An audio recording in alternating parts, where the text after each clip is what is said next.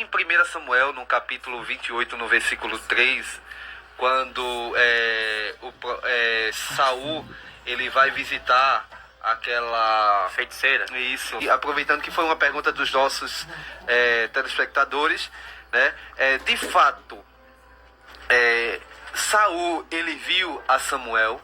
Se você der uma olhadinha detalhada no texto todinho, você vai observar que naquilo que aparece no texto, você vai ver que esse suposto espírito de Samuel, vamos chamar assim, esse suposto espírito de Samuel, ele faz uma profecia para Saul. Você vai perceber também que antes de Saul ir lá, você vai ver que Deus não falava com Saul de maneira nenhuma. Não é nem por profeta, nem por sonho, nem por visão, nem por Urim Tumim, por nada. Ou seja, todos os meios autorizados de Deus, pelos quais ele se revelava, ele simplesmente fechou a porta para Saul. Então perceba, ó, então já tem um problema sério aí, ó. Se todas as formas que Deus usava para falar, ele não estava falando mais, não é? Então você acha que Deus ia usar justamente uma feiticeira para falar?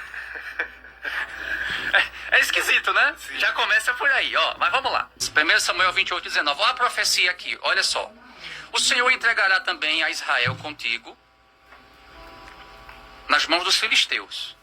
Então o Espírito está dizendo que Israel ia perder uma batalha e ia ficar nas mãos dos filisteus. Isso é dominado pelos filisteus. Ó, e amanhã, ó, tu, presta atenção nisso, ó, tu e teus filhos estareis comigo. Resumindo, o Espírito estava dizendo que no dia seguinte, lembre-se, Saul tá, ali é de noite quando eles estão ali.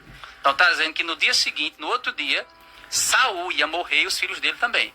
Perceba que aqui, ó, tu e teus filhos estarão comigo. Certo? E o acampamento de Israel, o Senhor entregará nas mãos dos filisteus.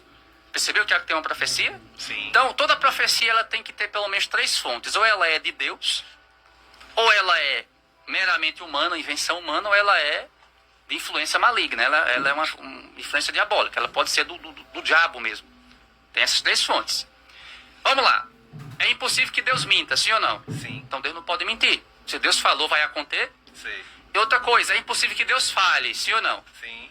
Então, Deus nem pode mentir, nem pode falhar, certo? Então, o que é que você vai observar a partir dessa profecia? Você vai ver, agora vamos para o contexto ampliado, contexto amplo. Você vai ver a partir do capítulo 29, certo? Que no dia seguinte, Davi estava no meio dos filisteus, depois ele resolve sair de lá, e você vai ver que uns 2 dias para frente, ou 3, não é? Ele chega na cidade onde ele tinha planejado estar. Ou seja, do relato ali de Saul, certo? Até esse relato de Davi, até Davi chegar lá na cidade, lá onde ele ia, já tem mais ou menos ali, bem dizer, 5 dias. Pode perceber isso no texto, certo? E nesse tempo, nem Saul morreu, nem os filhos.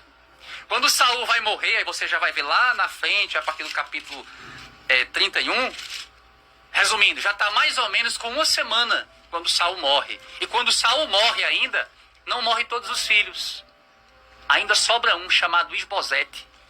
É esse Isbosete que vai rivalizar lá na frente com Davi. Lembra disso aí? Sim. Lembra que Abner vai tentar fazer Isbosete ser rei a pulso? Isbosete era filho de quem? De Saul. Então Saul tinha 4 filhos, morreu 3, tem um vivo ainda. E agora? Mas então nós temos um problema sério aqui, olha. Era para Saul morrer no dia seguinte, não morreu. Já foi bem dizer 1 semana depois.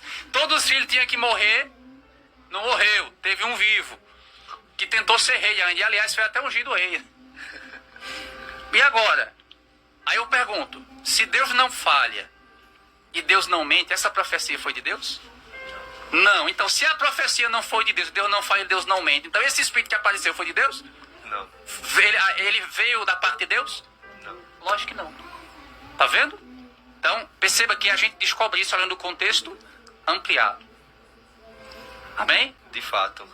Veja aí, meu irmão, como é importante, não é? Nosso professor já dá uma conclusão exata, não é? De que Deus, ele não mente e nem falha. A profecia foi totalmente falha, não se cumpriu. Isso.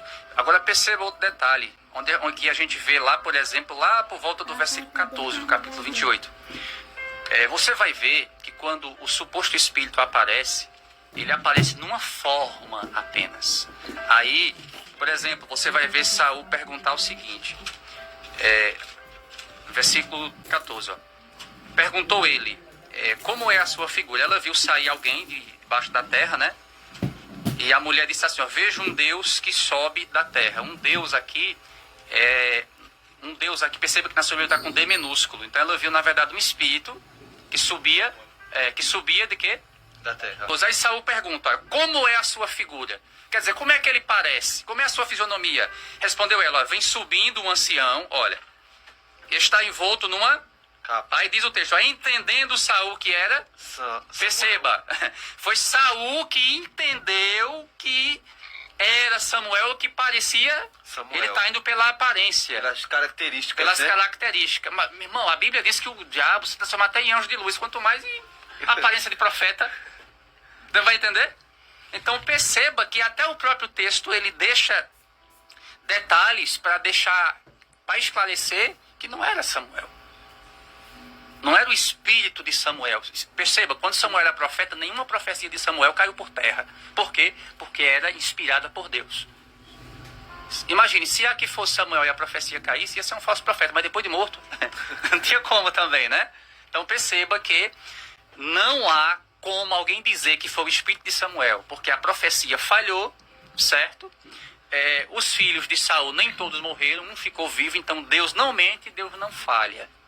E nem o Espírito de Deus inspira alguém para profetizar meia profecia ou meia verdade. Deu para entender? Eita!